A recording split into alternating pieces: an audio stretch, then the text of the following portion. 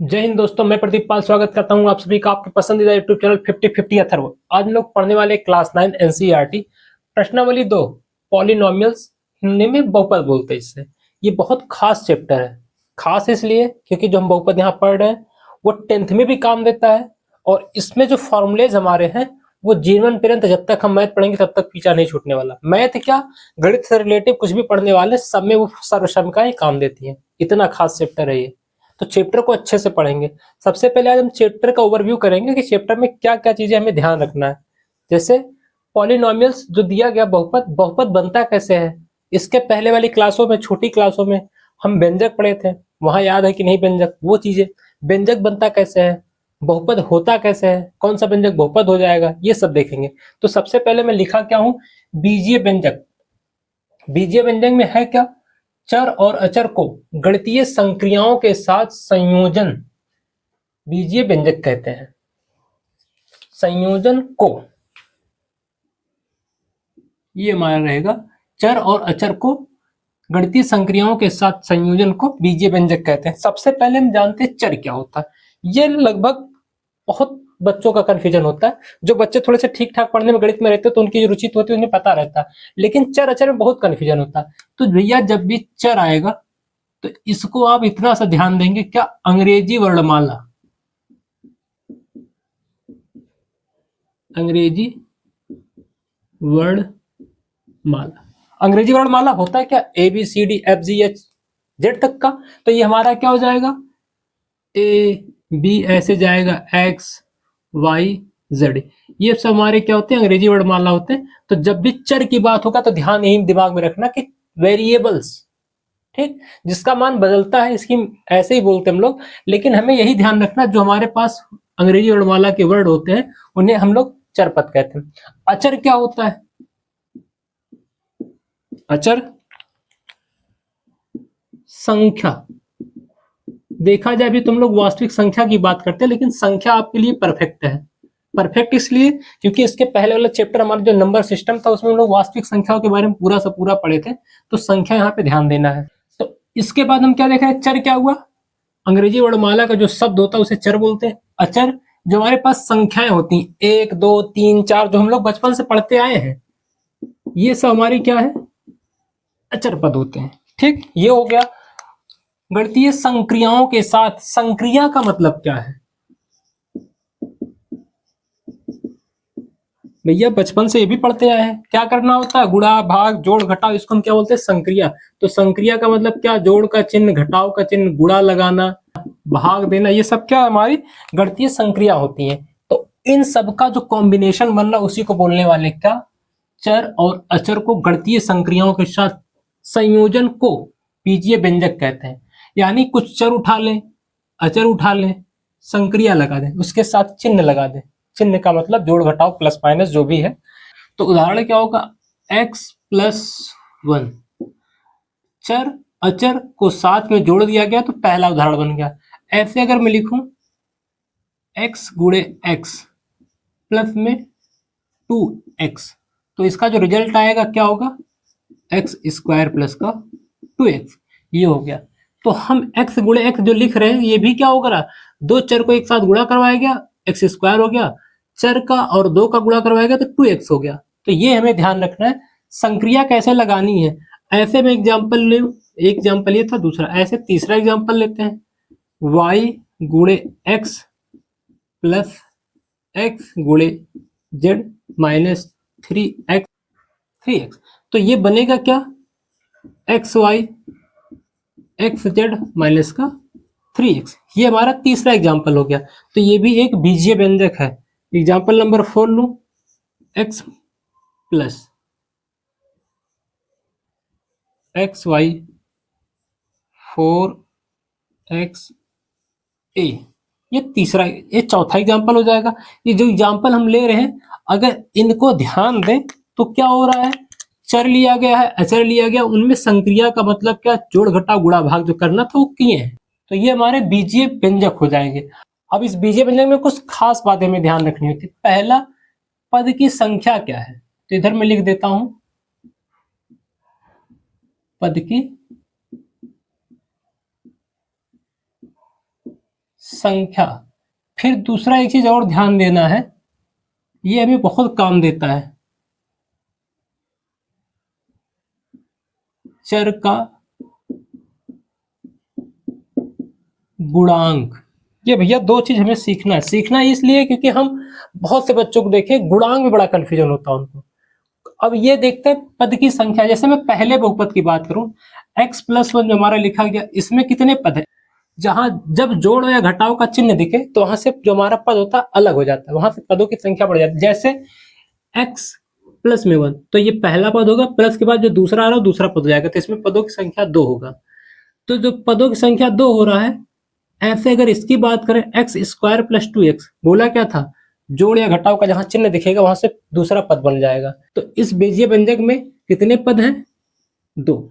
ऐसे अगर इसकी बात करूं तो इसमें पहला एक xy है, प्लस लग के आ गया तो इसके बाद दूसरा पद बन जाएगा, फिर माइनस आ गया तो तीसरा पद बन जाएगा, प्लस या माइनस का चिन्ह के बाद जो पद बनेगा नया पद बन जाता है।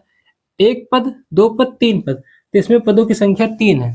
इसमें देखें तो एक पद ये हो गया x वाला, दूसरा पद क्या हो गया xy, तीसरा पद क्या हो गया x ए, उसके साथ -4 गुणे में चल रहा, तो ये 3 पद इसमें भी आ रहा है। 1 2 3 पद, 3 पद है, ये पदों की संख्या हो गया। अब बात करते हैं चर का गुणांक क्या होगा, जो हमारे पास चर है। जैसे पहला बहुपद हमारा ये है, तो इसमें चर का गुणांक क्या है? चर है क्या? x, और x के गुणे में कुछ नहीं दिख रहा तो 1। गुणांक का सीधा सा मतलब गुणे में है क्या? चर के गुणे में जो दिखेगा उसी को चिन्ह के साथ रखना है। तो x का जो गुणांक है कुछ नहीं दिख रहा तो 1 लिखा गया। ऐसे यहाँ पे देखते हैं, इसमें हमारा वेरिएबल दो प्रकार से आ रहा है, एक x² करके आ रहा है, एक 2x करके आ रहा है। तो इसमें दो बार हमें गुणांक देखना पड़ेगा, एक बार x² का गुणांक क्या देखना है, एक बार x का गुणांक क्या देखना है। तो x² का जो गुणांक है वो है क्या? x² का गुणांक है क्या? x² गुणे में कुछ दिख रहा है नहीं, तो वो 1 होगा। ये ध्यान रखना, x² का गुणांक क्या होगा? 1। मैं अगर इसी बीजीय व्यंजक की बात करूं तो इसका जो दूसरा पद है वो क्या है? 2x। तो इसमें जो x का गुणांक है वो कितना है? x का गुणांक वो कितना है? 2। x का गुणांक यानी x गुणे में 2 आ रहा, यही ध्यान रखना है। इधर देखते इसमें 3 पद है, पहला xy है, तो xy के गुणे में कुछ दिख रहा नहीं, तो यहाँ पे क्या हो जाएगा? 1। xy के बाद xz चल रहा है, तो xz का गुणांक कुछ नहीं दिख रहा, तो यहाँ क्या होगा? 1। लेकिन भैया अगर मैं x की बात करूं तो x गुणे में है क्या? -3। बोला था भैया जो गुणे में होगा उसका चिन्ह लेके रखना है। x गुणे में है क्या? -3, तो -3 हो जाएगा x का गुणांक। ऐसे अगर चौथे वाले हम लोग बीजीय व्यंजक की बात करें तो है क्या? x का गुणांक 1 है, xy का गुणांक उसमें भी 1 दिख रहा है, और xa का जो गुणांक है -4 है। ये हो गया गुणांक की बात। तो हमें दो चीज ध्यान देना, बीजीय व्यंजक क्या होता है, उसमें पदों की संख्या कैसे निकालना है, और चर जो है उसका गुणांक कैसे बताना है। ये चीज, ये जो हम पढ़ रहे हैं ये छोटी क्लास का टॉपिक था, उसके आधार पे इसका नामकरण करने वाले। किसका नामकरण? बीजीय व्यंजक के प्रकार। बीजीय व्यंजक कितने प्रकार के होते हैं जो हमें दिया गया, जो हमें बताया गया है। पहला हम बेस जो बनाएंगे क्या? पदों की संख्या के आधार पर जो हम लोग बीजीय व्यंजक का नामकरण करने वाले हैं वो पदों की संख्या के आधार पर करने वाले हैं। जैसे इसमें देख क्या पा रहे हैं, x+1 आ रहा है तो इसमें 2 पद है, लेकिन अगर मैं एग्जांपल बताऊं भैया, केवल ऐसे x² लिख दो या मैं लिख दो 2y, तो ये इसमें केवल एक ही पद आ रहा, या फिर इसमें भी एक ही पद आ रहा। तो हमें यही बोला है, अगर पदों की संख्या के आधार पर नामकरण करना होगा तो देखना होगा इसमें कितने पद है। तो पहला वाला जो नाम है एक पदी, उसे मोनोमियल्स बोलते हैं। तो एक पदी का मतलब क्या? एक पद हो, लिखा भी वही गया है। जब पद की संख्या 1 होती है तो उसे मोनोमियल बोलते हैं, एक पदी व्यंजक बोलते हैं। ठीक, एक पदी बीजीय व्यंजक बोला जाता है। जैसे मैंने यहाँ एग्जांपल लिया तो एग्जांपल यहाँ भी लिख सकता हूँ, x² 2y √2x, ये हो गया। या फिर -3y², ये सब हमारे क्या है? एक पदी बीजीय व्यंजक है। ऐसे जब पद की संख्या 2 होगा, जब पद की संख्या 2 होती है तो उसे द्विपदी या बाइनोमियल बोलते हैं। तो पद की संख्या 2 आएगा कैसे? x+2 xy -√2, इसमें एक पद ही है, एक पद ही है। जैसे यहाँ पे देखो, इसका दो पद है, ऊपर वाले का x+1 का दो पद है। अगर पदों की संख्या दो होगा तो उसे हम क्या बोलते हैं, द्विपदी। ये सब हमारे क्या हो जाएंगे, एग्जाम्पल हो जाएंगे। फिर आ रहा त्रिपदी, ट्राइनोमियल, जब पद की संख्या तीन होती है। जैसे यहाँ पे दो एग्जाम्पल मैंने ऑलरेडी लिया है, xy plus yz minus z minus 3x। ये तीसरा वाला जो तीन पद है, ये क्या हो जाएगा, तीसरा एग्जाम्पल हो जाएगा। इसको हम यहाँ लिख भी सकते हैं, xz माइनस 3x। अब जो मेन टॉपिक क्लास 9 का स्टार्ट होता है वो क्या, बहुपद क्या है। तो अब देखने वाले हैं जो हमारे पास बीजीय व्यंजक है, इसमें से कौन सा बीजीय व्यंजक बहुपद होगा। बीजीय व्यंजक सीख लिए, अब इन्हीं बीजीय व्यंजक का हेल्प लेंगे, इन्हीं बीजीय व्यंजक को हम लोग बहुपद बनाएंगे। तो आगे वो पढ़ना है। अब हमारी बहुपद की परिभाषा की बात होगी, है क्या, ऐसे बीजीय व्यंजक जिसमें चर की घात पूर्ण संख्या हो, बहुपद कहलाते हैं।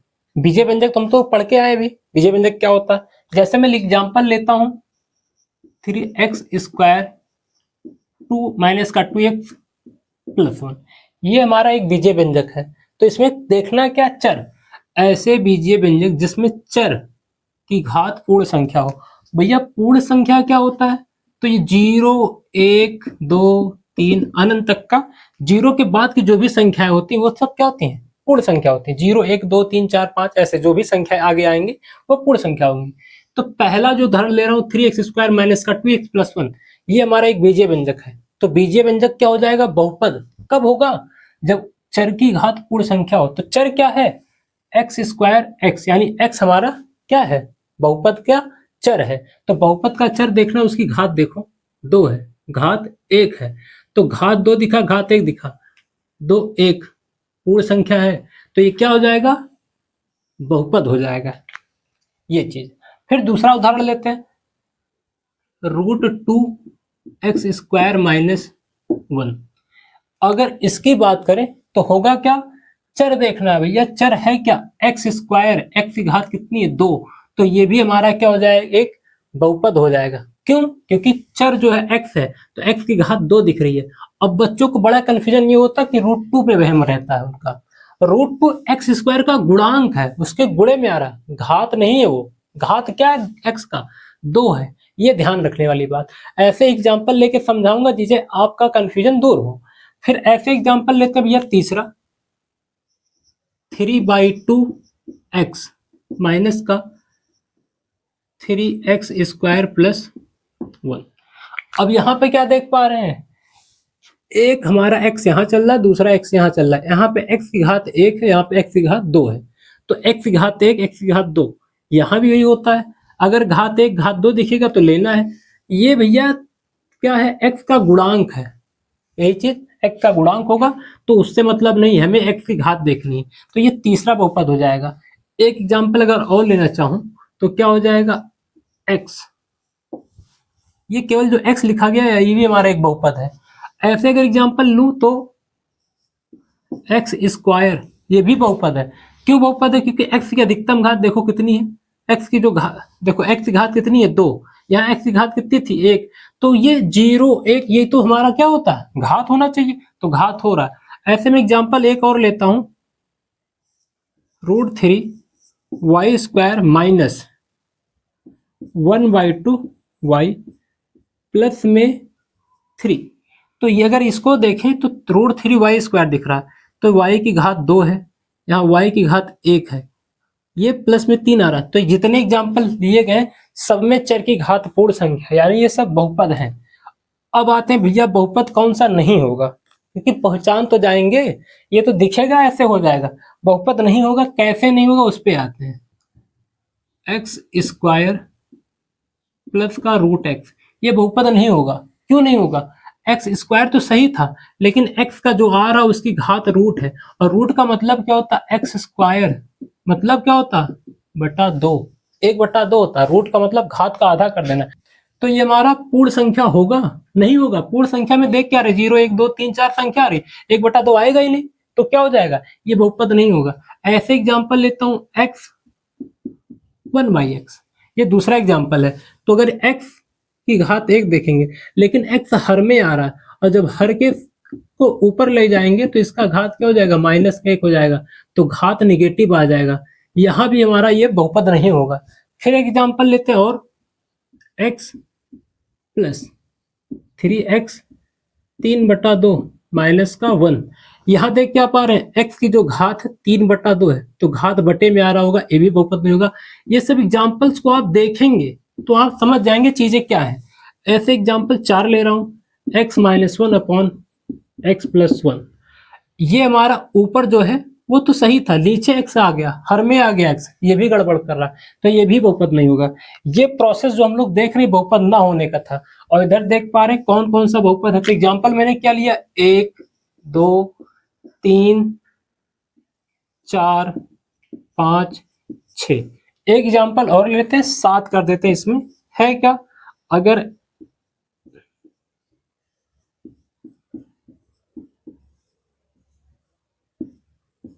-1, ये हमारा देख क्या पर x की घात 3 है, x की घात 2 है, यहाँ रूट जो है 2, ये x का गुणांक है, घात थोड़ी है, x के गुणे में आ रहा है। घात क्या होता है, x के ऊपर यानी चर के जो ऊपर संख्या दिखती है।